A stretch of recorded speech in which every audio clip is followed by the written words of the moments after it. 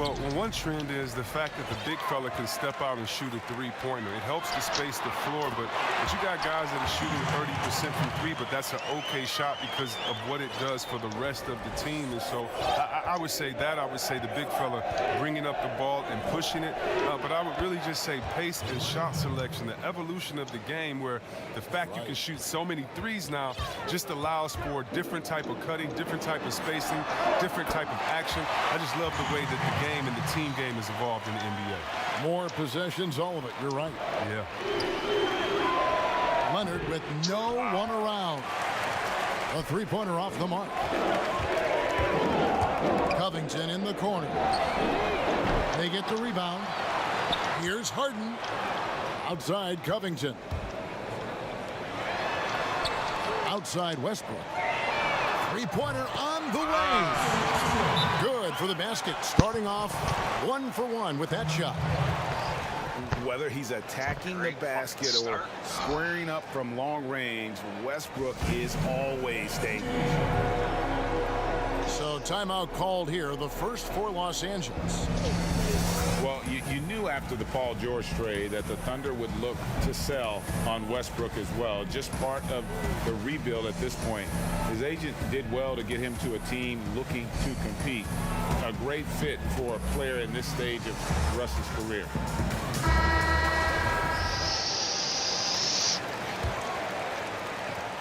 About a minute played so far here in the first. Everly with the ball. Over Westbrook. Pass to Zubac. It's George on the wing. And he uses the glass on the layup. And once he got to the 10, I think he was surprised to find himself that wide open. Yeah, very little resistance. I mean, you had to bring much faster help than that. Yeah, great outside shooting, really fueling this run. James Harden with the rebound. I don't think the D does good enough here, but something causes the miss. Goes up to the stripe. Not enough on that one as it misses. Oh, you hate to let those easy chances slip through your fingers. What's going on right now? Leonard missing. Playing him tough inside and preventing the layup. Gotta get the whole team pumped up. Pass to Covington. Over to the left wing. 6 to shoot. From deep, Harden. Houston now working with the new shot clock. And some nice passing there by Houston. Covington's shot is off. And he didn't punish them for the weak coverage there, but they can't count on him to continue missing. Back to Morris. Here's Leonard. The Rockets pull it in. And the activity he shows around the rim is why he is such a respected defender. Yeah, you can see why he's established that reputation. Strong understanding of how to defend at the rim. The three from Harden. And you could tell he thought he had a little more space, but the defender was right there. Oh, man, did you see him close that gap? What a great job. He made the shooter feel uncomfortable. Well, for so much of what Paul George brings to the table, you have to start with his defensive impact. He is one of the top defenders in the league at his position, if not the best. You look at George with all he does, Greg, you sometimes forget how good his perimeter defense is. Well, I mean, his teammates and coaches won't ever forget about the impact he has on that end. Even when George isn't scoring or the shot isn't falling, he is still a monster on the floor just with his defense alone. Bounce pass Gordon from about 19 feet. And that one off the back of the rim and in. And that's his role. That's where Carroll's at his best, the catch and shoot. Morris with the bucket. And he's not going to miss that sort of an opportunity from deep. Eric Gordon on the wing. Trying to answer back, but that three is off the mark. Los Angeles trails by 3. George, that's a two-pointer. Man, really? Carroll with the rebound. Even when the D is playing off of him, the mid-range jumper shouldn't be the shot they're looking for.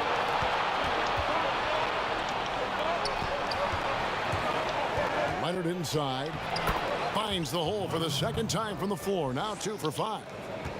And he's got the athleticism and strength to be a powerful presence inside. Leonard never afraid to get in and mix it up down low. That's a foul. And that won't go. Missing Wow. the go-ahead bucket. The shooting numbers just aren't there yet in the quarter. And so Beverly will bring it up for the Clippers. They trail by 1. 3-second difference between shot clock and game clock. It's good on the putback. I love his work ethic, not to mention his hands. You need both to convert those tip-ins. Pass to McLemore. Here's Rivers. Fires the jumper from the corner and nails it. Probably wasn't the shot they were looking for, but they'll take the bucket. Beverly for 3. Oh, and you can see that McLemore takes his defense very seriously, really consistent at contested shots. And that concludes a back-and-forth high-scoring first.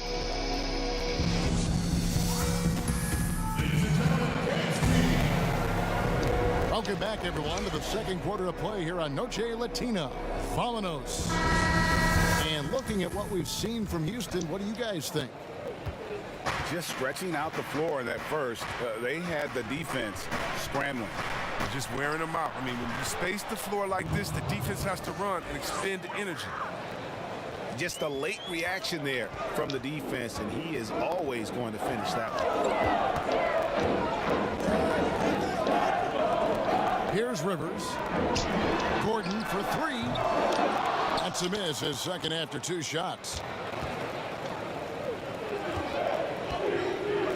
Patterson inside. And it's Patterson finishing it off. He is a fantastic athlete for a power forward. Whatever he lacks in height, he makes up for it with hop. Pass to McLemore.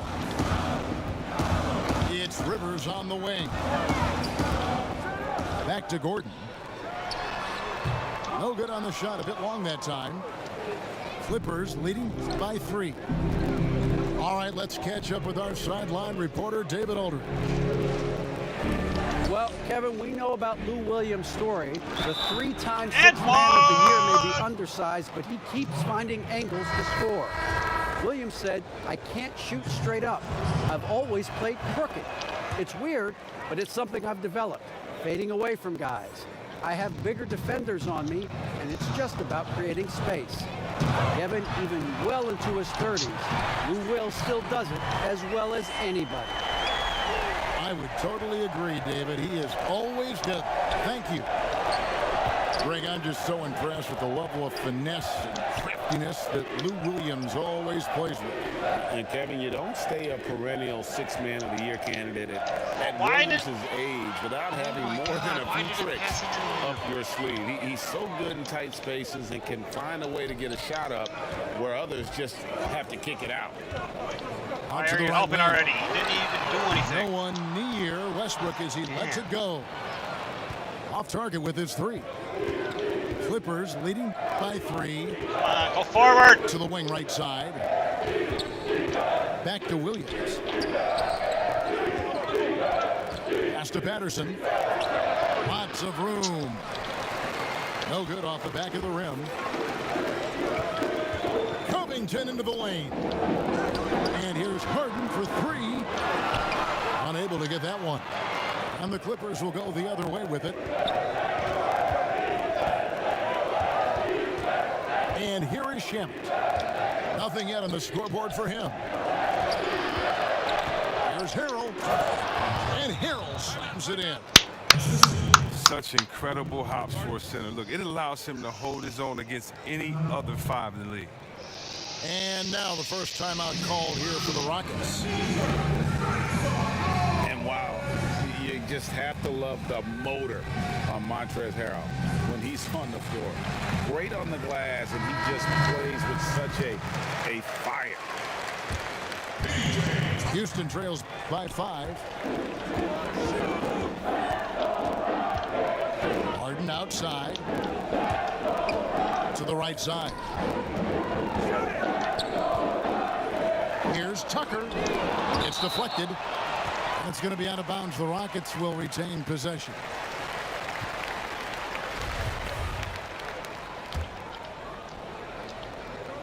How about 3 minutes gone in his second quarter of basketball? Just 5 on the clock. Just has lost the feel in terms of scoring here in the second quarter. Another miss by Houston. And with Harrell, you can see how his energy spreads to the rest of the team. Reminds me a bit of what Fareed used to bring the team. Harrell is also undersized, but boy, he makes up for it in so many ways.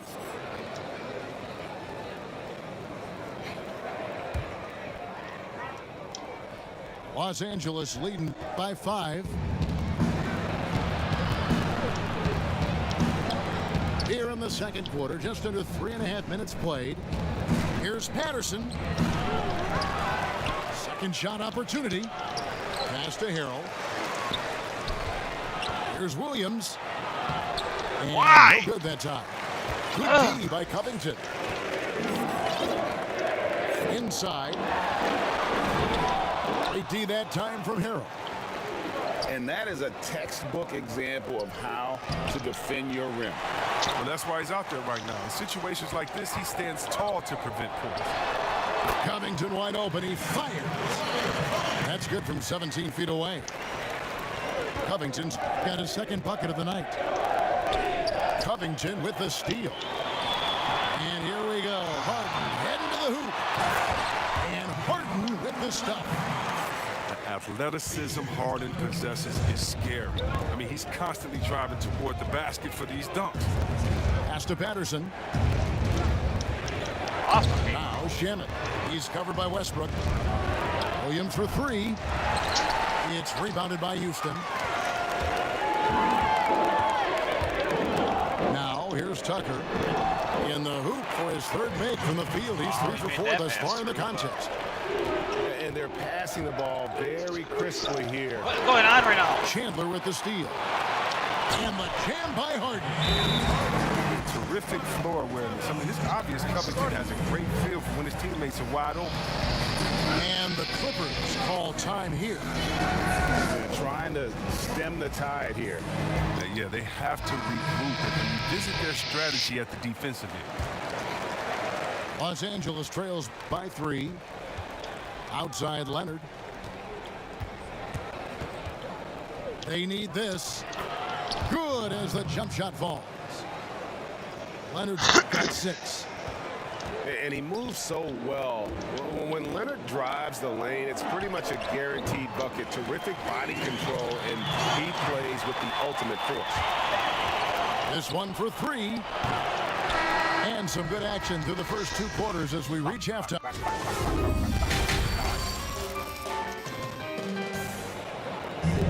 And in that first half, we saw a pretty tight battle. We'll soon find out what sort of adjustments were discussed during the half.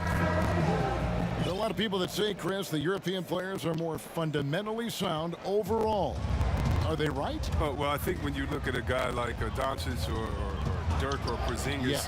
You're taking the best of the best and you're creating a whole field. What? So I can't Why? say overall. I would say they've Not had some do players that. that come in and wowed us, and that's awesome. But also you have those guys going pro at the age of 13, 14, 15 years old, and so I think they may miss out on some of the other things that life has to offer, like a normal high school experience, those type of things. But I tell you what, it's a copycat league, and it's a copycat game, and so once you see players that are 7 foot coming over, shooting, passing, dribbling, I think you can say guys like Kevin Durant and others, I think you can say they're pretty sound overall. So I don't buy into that theory, but I do think for a lot of Europeans, being a professional early helps you transition into the NBA a little bit better maybe than guys coming out of college off of 1 year. I would agree. And they haven't been able to turn it into a big lead, but their rebounding advantage is starting to add up. Third quarter here, and 5 lead changes so far. And guys, neither team has been able to pull away. Here's Tucker. Back to Westbrook. Misses the three. Slow to get warm after the break. 0 for 3 now. Maybe they need an early timeout just to try to settle things down. Leonard. And contact on the shot, so he'll be shooting free throws here. It's going to be on James Harden. You know, there are differing opinions as to who the best defensive player in the league is, but no matter what, Kawhi is always in the discussion. And the Rockets making a change here. Many thought the Raptors or Lakers would land Kawhi, but in the end, he came to the Clippers to write his own legacy. Returning to Southern Cal, where he grew up, was a big part of his decision. The big surprise was how Kawhi was out recruiting other stars behind the scenes to join him with the Clippers. George, no good. No other way to put it, just a poor shooting performance for him, but luckily his teammates have picked up the slack. To the middle. Back to Beverly. Clippers moving the ball around. And that one drops for him. Zubac has got his second basket. Just phenomenal awareness by Beverly, just dishing the ball to the wide open man. Pass to Harden. Lets it go from deep. It's hauled in by Zubac. Outside Leonard. Just under 2.5 minutes into the third quarter now. And he gets the whistle. 2 free throws coming up. Well, look at Morris, just using that big body of his to draw contact. The defense has a tough time matching up with him. Los Angeles shooting their 6th and 7th free throws in the game. And Los Angeles will go for a different look here. We're still waiting for that first miss from the line this half. McLemore inside the line. And it's good off the back rim and in. And the crisp passing has opened things up for them offensively. They grabbed their own miss. Good on the bucket. Morris has got 6 here in this quarter. I wonder what the score would be if they weren't controlling the backdoor. Whoops. Got caught in between moves there on his way to the rack. Well, Mike D'Antoni, legendary coach in this game. He's found success at almost every stop he's coached at, only missing the title to cement his legacy. And he made the right read on that play, but just couldn't secure the steal. And you can tell he feels he should have had it still. The hustle was impressive. Patterson can't get it to go. And with Mike D'Antoni, Chris, you can see his influence as a coach throughout the NBA.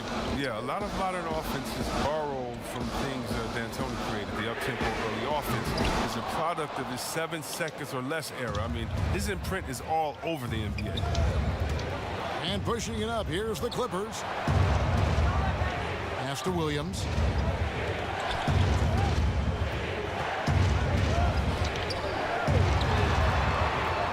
At 6.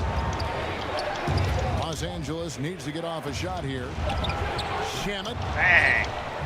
And it's good. Assisting on the play was Williams. Shamet's got the lead up to 8 now for Los Angeles. Here's Carroll. Great D that time from Harrell. And that is a textbook example of how to defend your rim. Well, that's why he's out there right now. In situations like this, he stands tall to prevent points. But he just kind of stepping aside and letting him get to the rim. There's a reason, GA, the lead is what it is right now. Oh, Kevin, the coaching staff has to be upset. You can't give the opposition easy buckets like this, GA. And Damari Carroll is going to pick up the foul. That's foul number 2 for him. In the corner, Shamet with it. Trains it from beyond the arc. Shamet's got 8 points. And there's been a drop-off in their defense since halftime. I mean, they don't nearly have the same energy they did in the first half. And the basket by Gordon. How about dueling from long range, just going at each other? Well, it's a matter of pride and a matter of each side trying to seize control of this game right now. Back to Harrell. There's Shamet. Had the space there, but it's offline. Now it's timeout called by Houston. And the lack of rim protection, top of the list. Without question. They're giving up too many high percentage looks, a trend that they'd like to reverse. Ladies and gentlemen, once again, Team Dancers. For three, Westbrook. And he was able to put it up in time, but doesn't fall. And so it's Los Angeles.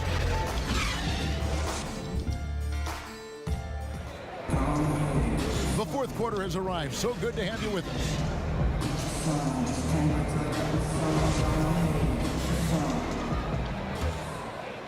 Houston trails by 10.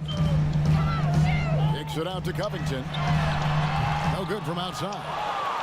His bad night from the field is only going to get worse if he keeps throwing up shots like that.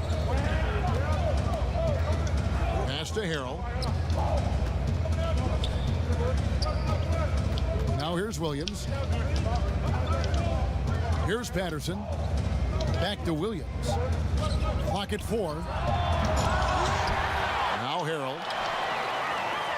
Lets it go with a 3. And again, Los Angeles with the triple. The man has no heart, and that's poor defense for a team that has a long way to catch up. Yeah, D like that isn't going to get you back in the game. You have to stay connected to these shooters. Here's Gordon. And then Gordon with the dunk.